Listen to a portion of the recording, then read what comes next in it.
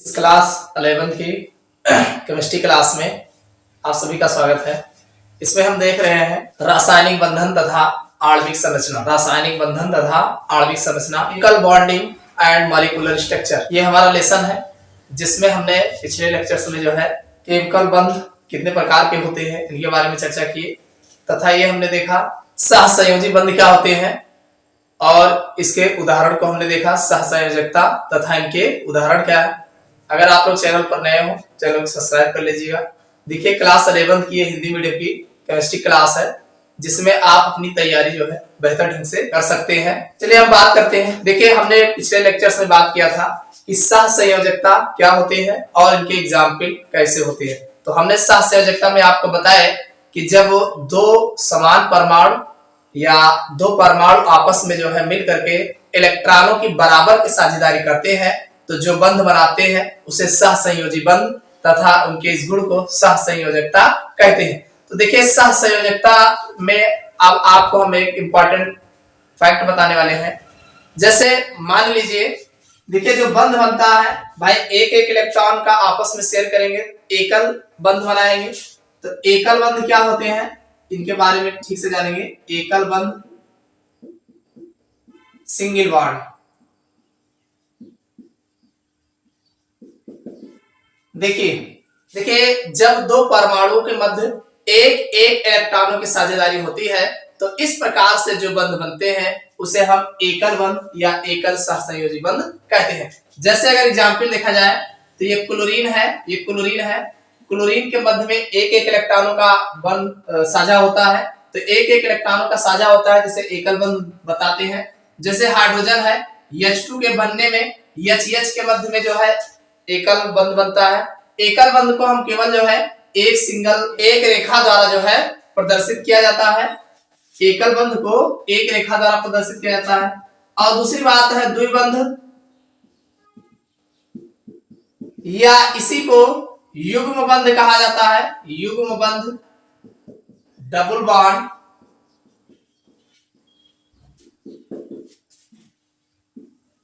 तो ये double bond क्या होते हैं? देखिए जब दो परमाणुओं के मध्य दो इलेक्ट्रॉनों की बराबर की साझेदारी हो, दो परमाणुओं के मध्य दो इलेक्ट्रॉनों की, जैसे मान लीजिए आपका ये ऑक्सीजन है। ऑक्सीजन का आप जानते हैं ऑक्सीजन का परमाणु क्रमांक 8 होता है। इसका इलेक्ट्रॉनिक कॉन्फ़िगरेशन 2-6 होता है। इनको अपने आउटर शेल्स में 8 इलेक्ट्रॉन पूरा करने के लिए 2 इलेक्ट्रॉन और की आवश्यकता होती है। तो 2 इलेक्ट्रॉन इनका और 2 इलेक्ट्रॉन इनका जो है आपस में बराबर की साझेदारी करते हैं।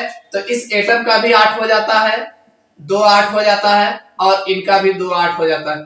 तो इस प्रकार जब दो इलेक्ट्रॉनों की साझेदारी द्वारा बंध बनाते हैं तो इसे द्विबंध या इसको युग्म बंध कहा जाता है। अब जो द्विबंध होता है उसको दो रेखाओं द्वारा जो है प्रदर्शित किया जाता है। जब डबल बॉन्ड दो इलेक्ट्रॉनों का साझा करते हैं तो इस प्रकार के बंध को हम दो रेखाओं द्वारा प्रदर्शित करते हैं। अगला है त्रिकबंध, या इसी को ट्रिपल बॉन्ड कहा जाता है। ट्रिपल बॉन्ड में क्या होता है कि जब दो परमाणुओं के मध्य में तीन इलेक्ट्रॉनों की बराबर की साझेदारी होती है तो इस प्रकार से जो बंध बनते हैं उन्हें हम त्रिकबंध या ट्रिपल बॉन्ड कहते हैं। अब इन तीन इलेक्ट्रॉनों की साझेदारी होती है तो इनको हम 3 सिंगल रेखाओं यानी 3 रेखाओं द्वारा जो है प्रदर्शित करते हैं। ट्रिपल बॉन्ड को जो है हम 3 रेखाओं द्वारा जो है प्रदर्शित करते हैं। अब इसमें इसका एग्जांपल अगर देखना चाहो तो जैसे नाइट्रोजन है, नाइट्रोजन N2, जैसे N2 का जो N2 बनते हैं, नाइट्रोजन का जो फॉर्मेशन होता है तो आप जानते हैं नाइट्रोजन का परमाणु क्रमांक कितना होता है? 7 होता है। इसका जब इलेक्ट्रॉनिक कॉन्फ़िगरेशन करेंगे 2-5 होगा। भाई 2-5 होगा। इसके आउटर शेल्स में 5 इलेक्ट्रॉन्स होंगे, इसके आउटर शेल्स में 5 इलेक्ट्रॉन्स हैं। इसको अपना ऑक्टेट कंप्लीट करने के लिए 3 इलेक्ट्रॉन और की आवश्यकता होगी, 5 3 8 तभी तो होगा। तो अब ये 3 इलेक्ट्रॉन इस नाइट्रोजन का और 3 इलेक्ट्रॉन इस नाइट्रोजन का आपस में साझा करते हैं तो 5 रहता ही है, 3 और साझा कर लेते हैं, 5 3 8 इलेक्ट्रॉन। तो इस प्रकार से इनका भी हो जाता है 8 और इसका भी 8 हो जाता है। यानी 3 इलेक्ट्रॉनों का बराबर के साझेदारी द्वारा बंध बनाते हैं तो उसे जो है त्रिकबंध या ट्रिपल बॉन्ड कहते हैं। तो ये जो आपके सहसंयोजी बंध होते हैं ये आपको तीन तरीके का देखने को मिलेगा, एकल बंध, द्विबंध या इसी को युग्म बंध बोलते हैं, और ट्रिपल बॉन्ड जिसमें तीन सिंगल रेखाओं द्वारा जो है प्रदर्शित किया जाता है। तो ये तो थे इंपॉर्टेंट पॉइंट जो आपको जानना आवश्यक है। ये जो सहसंयोजी बंध होते हैं कितने प्रकार के होते हैं, तो ये तीन प्रकार के आपको देखने को मिलेंगे। अब हम बात करेंगे सहसंयोजी यौगिक के कौन कौन से गुण होते हैं, सहसंयोजी बंध या यौगिक के कौन कौन से मोस्ट इंपॉर्टेंट गुण होते हैं। अगली हेडिंग डाल लीजिए, सहसंयोजी यौगिकों के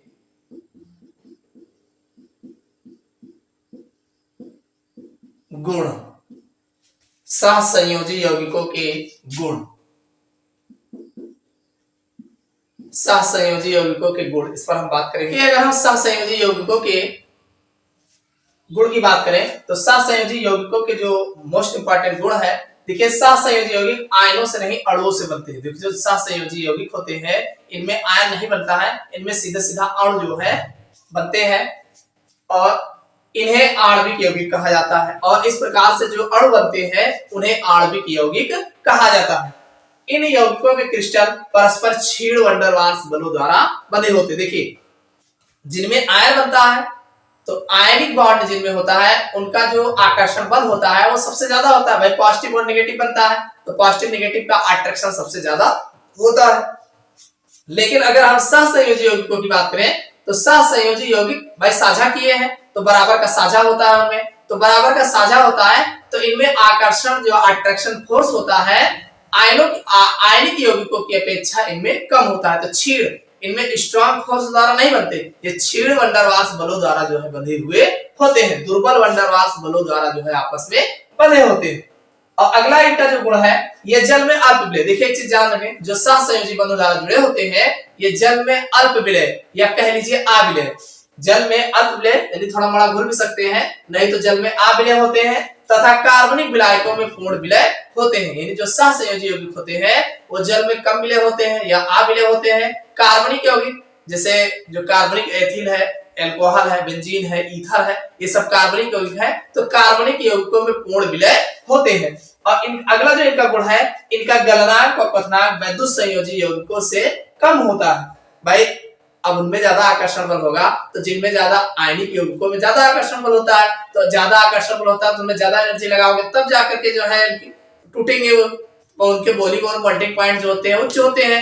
अब इनमें जो वीक वंडरवाल्स बलों द्वारा बंधे होते हैं, दुर्बल वंडरवाल्स बलों द्वारा बंधे होते हैं, तो जब दुर्बल वंडरवाल्स बलों द्वारा बंधा होगा तो इनमें जो बॉलिंग और बॉन्डिंग पॉइंट्स होंगे आयनिक यौगिकों से कम होते हैं, किंतु उप सहसंयोजी यौगिकों से अधिक होता है। भाई जो तीसरा वाला है उप सहसंयोजी यौगिक उनसे इनका ज्यादा होता है, आयनिक वाले से कम होता है, इतना ध्यान रखिएगा।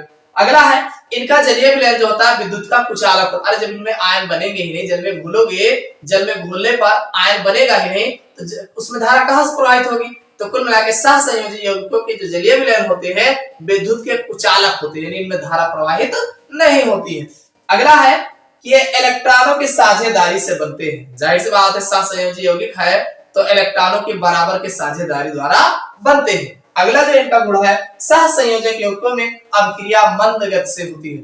भाई आयनिक यौगिकों में जो अभिक्रिया होती है बहुत तीव्र गति से होती है, लेकिन सहसंयोजी यौगिक जो होते हैं इनमें जो अभिक्रिया होती है बहुत मंद, मतलब धीरे धीरे जो है होती है, यानी मंद गति से अभिक्रिया होती है। अगला जो गुण है सहसंयोजक यौगिकों की निश्चित दिशा होने के कारण इन यौगिकों का आकार निश्चित होता है। अगर हम सहसंयोजी यौगिकों के आकार की बात करें तो इनकी जो डायरेक्शनल दिशा होती है वो निश्चित होती है, जिसके कारण इनका आकार जो है निश्चित होता है। तो ये इनके सहसंयोजी यौगिकों के कुछ इंपॉर्टेंट पॉइंट्स थे जिनको आपको याद रखना चाहिए, क्योंकि एक कंपटीशन में बीच में से कोई ना कोई उठा करके अक्सर पूछ लेते हैं। जैसे नीट है, IIT JEE किसी भी एग्जाम्स की तैयारी करते हैं अगर आप, तो इसमें से क्वेश्चन आपके बनते हैं। और आपके बोर्ड एग्जाम्स में जो भी आपके एग्जाम्स होंगे उनमें भी सहसंयोजी यौगिकों के लक्षण जो है पूछे जाते हैं। सहसंयोजी जो यौगिक होते हैं ये दो प्रकार के आपको देखने को मिलेंगे।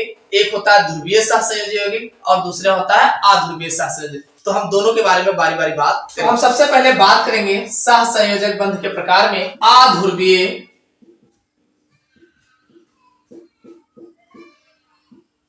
सहसंयोजक बंध, non polar covalent bond, non polar covalent bond. ये भी एग्जाम में बहुत पूछा जाता है। ध्रुवीय और अध्रुवीय सहसंयोजक बंध से आप क्या समझते हैं? पहले हम अध्रुवीय सहसंयोजक बंध के बारे में बात करेंगे। अगर हम अध्रुवीय सहसंयोजक बंध की बात करें तो अध्रुवीय सहसंयोजक बंध जो होते हैं नॉन पोलर कोवैलेंट बॉन्ड, इसमें जो है जिस बंध में आयनिक लक्षण नहीं होते, भाई जाहिर सी बात है, देखो जो सहसंयोजी बंध होते हैं दो प्रकार के होते हैं। तो एक ऐसा आपको मिलेगा जिसमें आयनिक लक्षण बिल्कुल भी नहीं होगा, एक ऐसा बंध मिलेगा सहसंयोजी बंध में जिनमें आयनिक लक्षण बिल्कुल भी नहीं मिलेगा। तो वही कहा गया कि जिस बंध में आयनिक लक्षण नहीं होते हैं उसको अध्रुवीय बंध या अध्रुवीय सहसंयोजी बंध कहते हैं, जिसमें किसी भी प्रकार का आयनिक लक्षण नहीं मिलेगा। अब यह बंध दो समान परमाणुओं के बीच बनता है। एक बात और ध्यान रखना कि अध्रुवीय सहसंयोजी बंध जो होता है यह बंध दो समान परमाणुओं के बीच ही बनता है, जिसकी विद्युत ऋणात्मकता शून्य होती है, जिसकी विद्युत ऋणात्मकता इलेक्ट्रोनेगेटिविटी जो होती है शून्य होती है, तथा साझे में भाग लेने वाले इलेक्ट्रॉन दोनों समकेंद्रीय परमाणुओं के बीच में उपस्थित होते हैं। यानी दोनों जो भी साझे में इलेक्ट्रॉन भाग लेते हैं दोनों परमाणुओं के बीचों बीच में उपस्थित होते हैं। हमने आपसे कहा था जैसे N2 है तो N2 में N और N दोनों आपस में शेयर करें। देखिए ये दोनों जो इसका इलेक्ट्रॉन और इसका इलेक्ट्रॉन दोनों के इलेक्ट्रॉन जो साझे में भाग लेते हैं ये दोनों परमाणुओं के बीच में उपस्थित होते हैं। और एक चीज ध्यान रखना, इसे शुद्ध सहसंयोजी बंध भी कहते हैं, इसे शुद्ध सहसंयोजक बंध भी कहते हैं। जो अध्रुवीय सहसंयोजी बंध होते हैं इसे शुद्ध सहसंयोजक बंध भी कहते हैं। जैसे एग्जांपल अगर देखा जाए तो H2 का बनना, N2 का बनना, O2 का बनना, Br2 का बनना, Cl2 का बनना, ये सब जो है अध्रुवीय सहसंयोजी बंध कहलाते हैं। अब इसके बाद हम बात करेंगे ध्रुवीय सहसंयोजी बंध।